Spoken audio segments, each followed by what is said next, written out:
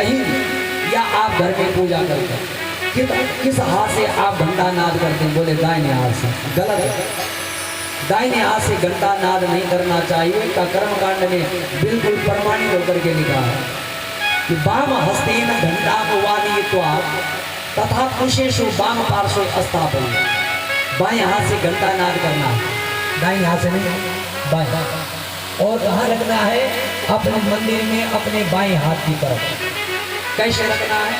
तो बताया है कुछ चीजें ऐसी होती हैं देवी भागवत के अंतर्गत, जिन चीज तो छोटी है मगर उनका जो भार है वो पृथ्वी सहन नहीं कर पाती।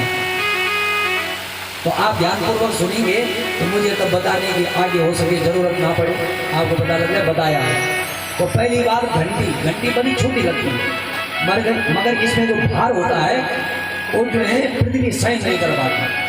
तो जब आप पूजा स्थान पर घंटी रखें तो सबसे पहले चावल, फूल, जौ, तिल कुछ भी मिलता है उसके नीचे डालें, फिर घंटी को रखें, नहीं तो पृथ्वी दिक्कत में आ जाती है।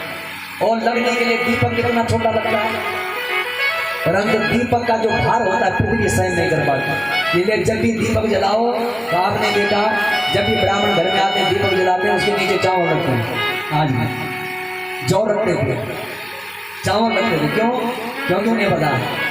इसलिए आपको भी मंदिर में दीपक जलाना है तो चावल रखिए, जौ रखिए, जो आपकी व्यवस्था में मिल रहा है, मगर रिक्त स्थान में नहीं रखना है, ध्यान रखना। एक दीपक। और तीसरा बात है शंख।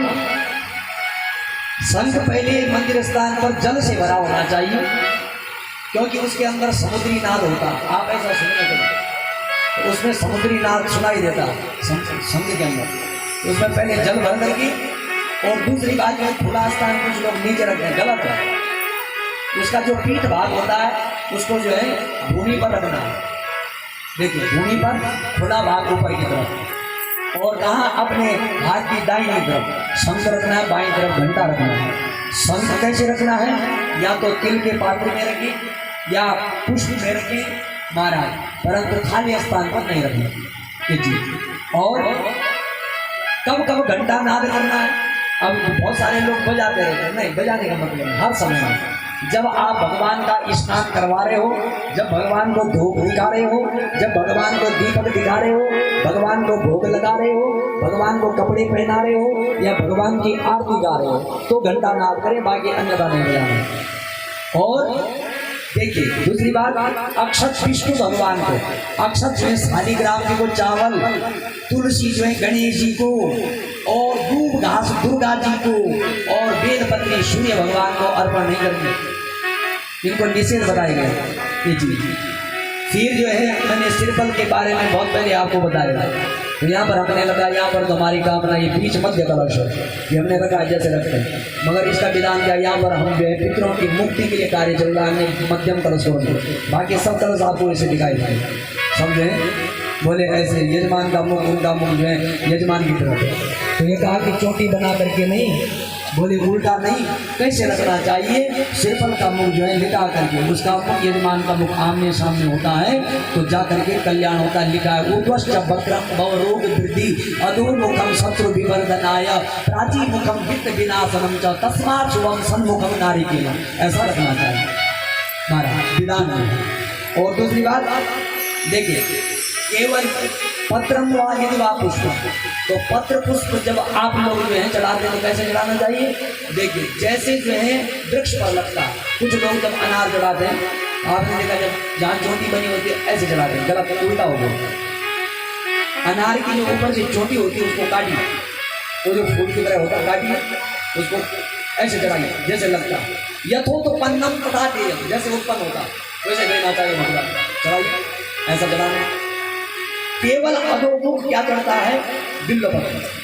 जैसा फूल लगता है वैसे चढ़ाना है, जैसे फल लगता है वैसे चढ़ाना है, और केवल बेलपत्री को अधोमुख होकर के चढ़ाना, उल्टा चढ़ाना। अब देखिए हम अपने घर में पूजा करते हैं, बच्चों के जन्मदिन पूछते हैं, कोई भी कार्य होता है बड़ा सा छोटा कार्य, उसमें हम धूप मंगाते हैं, धूप।